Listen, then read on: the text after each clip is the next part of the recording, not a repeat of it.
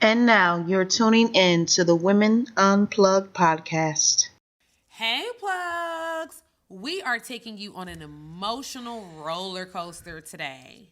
We are going to discuss breast cancer awareness. Is voting important or no? Domestic violence awareness and the spiritual pill of the day. But first, it is Halloween. Almost. So we decided we were going to showcase our costumes. Ladies, who are we? What are we doing? What's going on? Well, today I am not IC1, but I am Harley Quinn with fresh out of Arkham. So I got on my Arkham jumpsuit here. Rooted in Weep. Yes. Yep. Fly Girl EB is the flyest clown you've ever seen. Okay. That's a fly. And this is your girl, Bougie Candy, and I am a bad little, naughty, little, pretty kitty. I am a tiger for this Halloween. And, of course, Levina J, giving a little sexy nod to my mother, giving us very much military vibes, you know. So, ladies, what is the scariest thing that you've ever experienced? Oh, you bringing back memories now. Okay. I'm not playing. So I was in a haunted house, trying to be scared, okay? Now, don't get me wrong. Now, I was trying to be scared, and that happened. I'm walking, and poof, right out of the ceiling comes Texas Chainsaw Massacre. And it seemed like he had a real chainsaw just chasing me down. I was running, I almost fell like white girls in the movies, but I was able to recover, and I was out of there, and I'm fine now. I would have been out of there too. I'm saying knees up. I can't. I was just talking about this recently, but I faked a seizure so I wouldn't get kidnapped.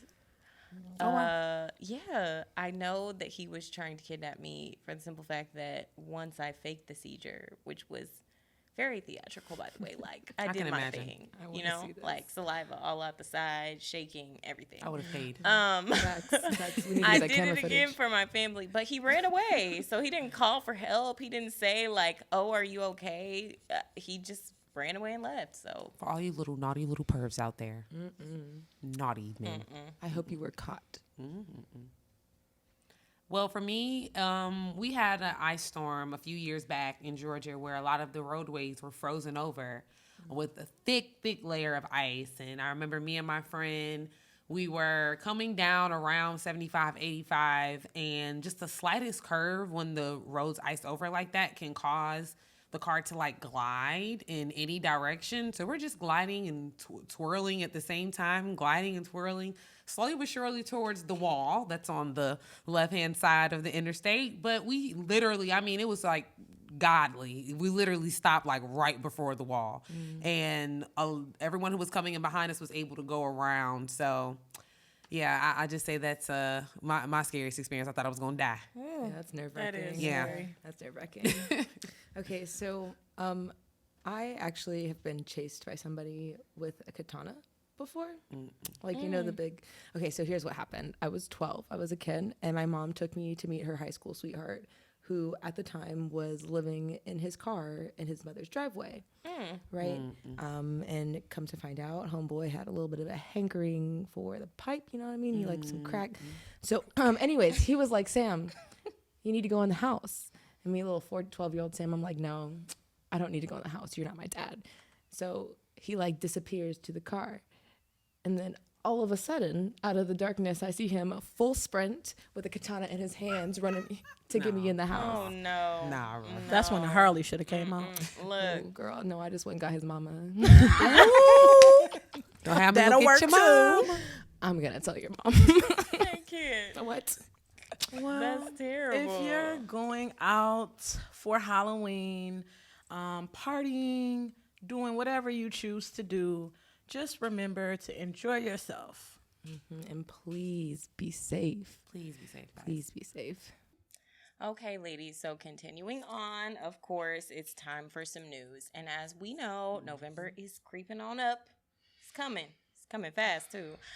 And we know that one of our huge elections this year. I mean, the state of Georgia, we also have a special election coming up, but our presidential election is approaching. Yes. Now, if you are planning on casting your ballot by mail, there is still time to do that. But I am actually going to give you 5 things and tips on how, typically people's voting ballots go missing or things that you don't know.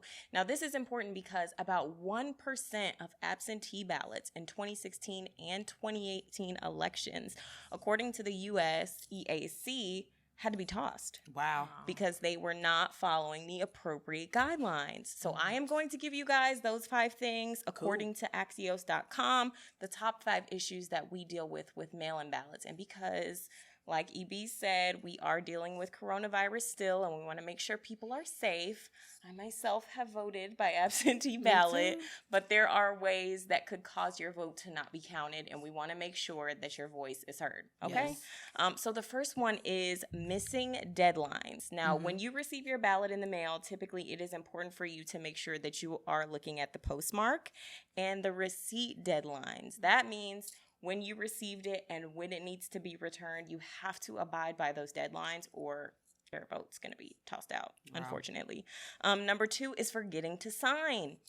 A lot of people aren't aware that on your absentee ballot, it needs your signature. And about 20% of rejected ballots in 2016, 13% of those, the states couldn't verify the person's signature. They had to throw away the vote.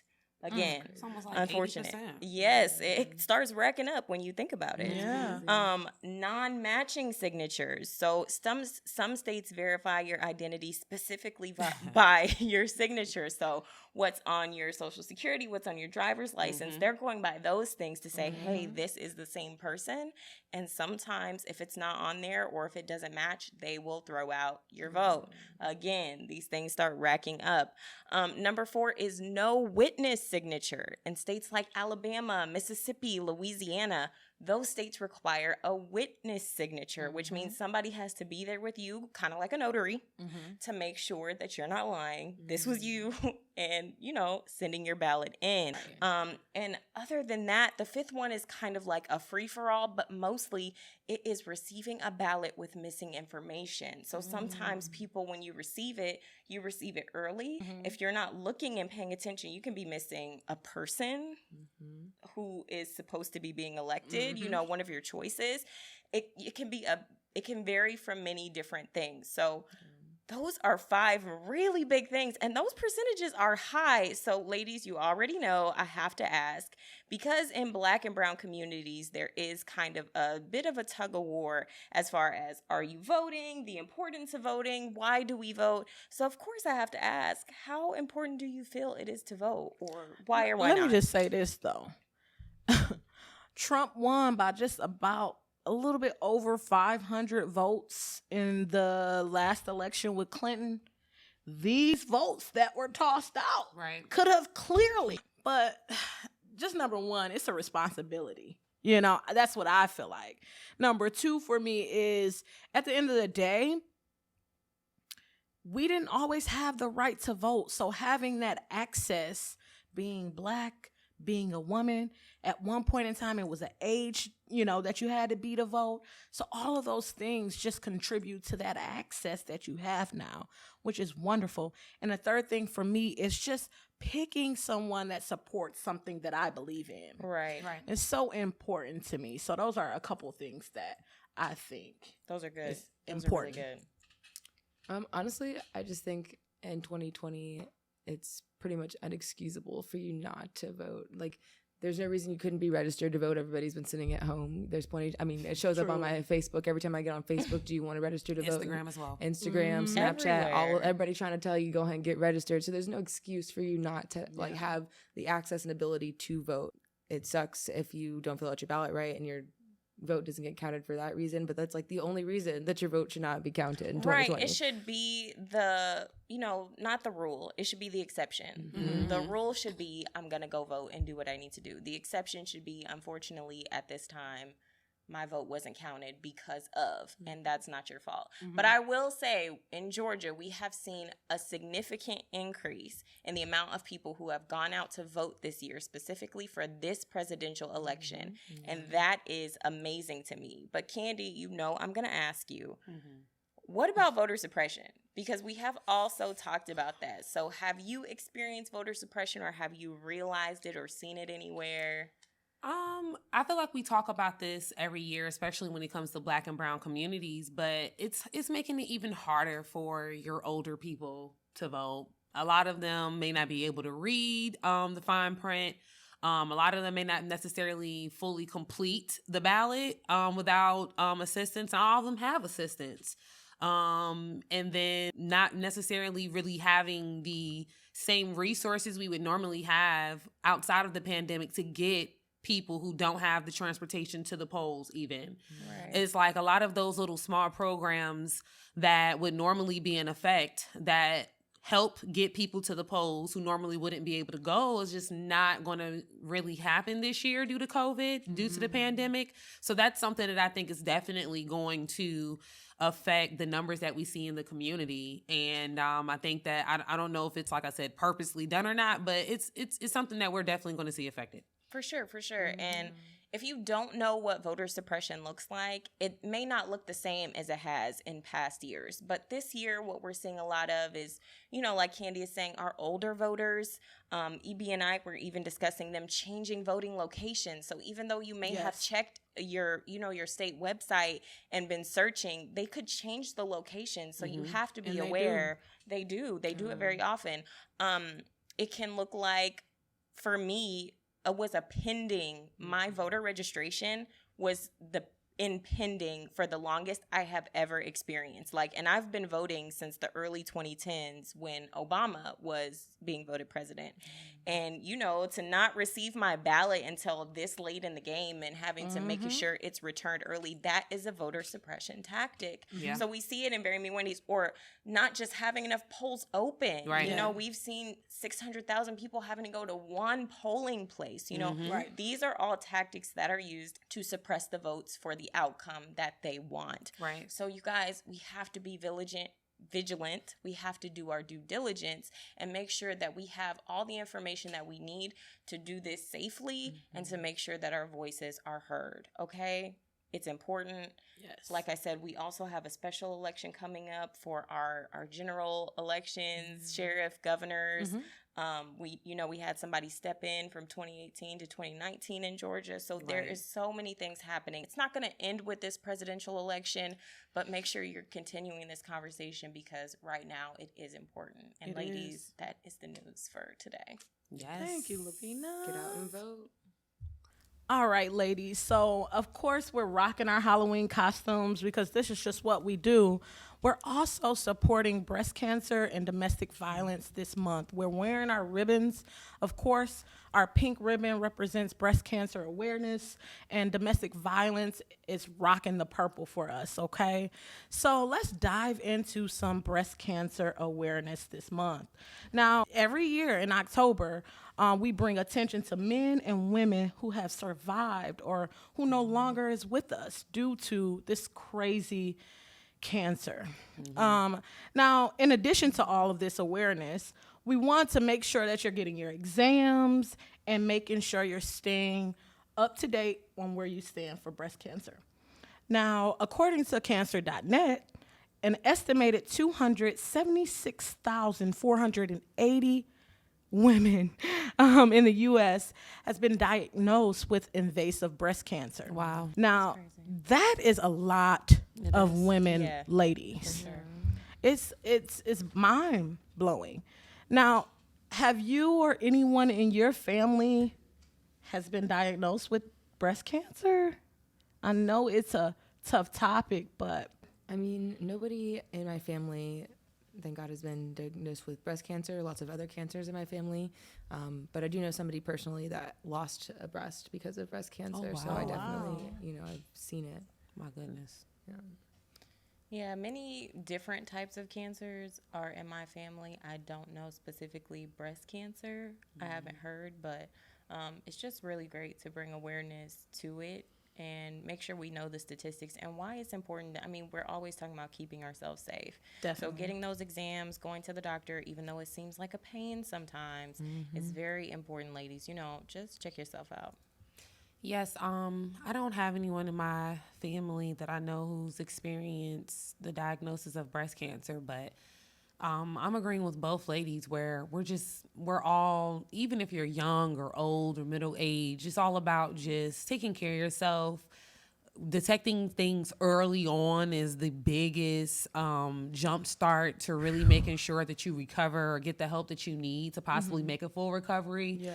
So a lot of times the first step is just making sure you're routinely getting checked and you know yourself, you know how to check yourself at home, and that you're doing it. So It's crazy. The American Cancer Society says women ages 40 through 44 should start their annual breast checks. But women ages 45 to 54 should get mammograms every year. Now, it's not a large gap there. It's about 5 years. Yeah. Like you were saying, Bougie Candy, like, you should start early. got to. You know, however, all women should be doing a breast check every now and then. And if you're feeling anything abnormal, it doesn't hurt to go get it checked out. You know, like, Don't make it such a taboo subject that you don't know what you need to do for yourself. Like, Right. you know you need a well woman's every year, girl. You get that thing checked out. Don't even get an exam. and ain't nothing wrong with just lifting that boob up, Putting feeling the a little arm bit right around in. it, and just making Clockwise sure and that counter. you know, that you feel something normal going on. Yes. If you feel Right. anything abnormal, that's when you do need to make sure you make a doctor's appointment, check up on yourself, you know, because 10 years down the line, when you find out you got breast cancer, it's going to be harder to get out of it. Yeah. You And know, sometimes it so- can be preventative. Like, you hear a lot of stories. Like, even Angelina Jolie, she got a preventative double mastectomy because breast cancer runs in her family. So she was like, well, it runs in my family. I haven't received anything yet, but I want to go ahead and That's do it. And bold. she got a That is double bold. mastectomy. So, yeah. You guys Well- just taught me something too. So you're supposed to lift and then counterclockwise and then That was clockwise? me talking. I Is don't that a know. real I just remember It- that. it's You something put the like hand that. I'm behind not a the doctor. head, You're not I'm lifting operating it. with the boob But a little I- bit, you know. You do have to lift it up and check it. and you have to like touch around it and make sure you don't feel any lumps. You don't feel any, anything abnormal. Tonight I will be. And the biggest thing I will say about that is, when I remember when I first started, when I hit puberty, and your breast is going through changes. Yeah. You really won't know what's abnormal unless you're used to knowing what your breast feel like. Yeah, Right. that's Because true. you may have a lump or you may have a little griddle at the bottom, and you may think that feels like something that's not a big deal, or it's not that's true. really normal to know what is normal for your boob unless you are routinely, knowing what your body is like. So Right. that's the biggest thing, just making sure you do know what it is so that you won't be stuck in a situation where it could be preventative had you just been a little bit more tedious. Yes.